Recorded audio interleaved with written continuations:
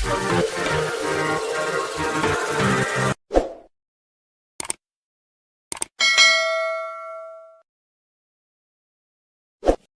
petang, Bonda Rosita Ibrahim dan suami tengok ayam dekat ruban.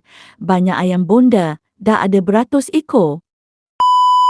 Ni tengok, tuan tu datang. Ni petang kami suami isteri macam ni lah. Tengok ayam. Banyak sangat ayam saya. Terlalu banyak. Kan, jom follow semua nak tengok tak? Saya bagi anda semua yang tengok story saya ni. Lepas saya ambil kain, kena tak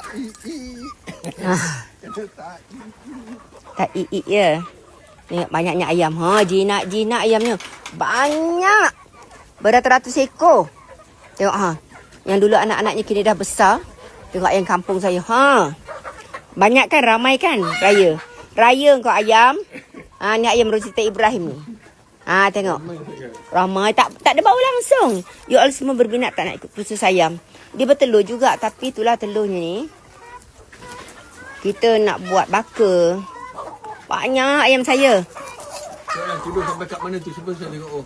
Tu kelas atasan. Kelas atasan tu nampak tu. Tu dia panggil kelas atas.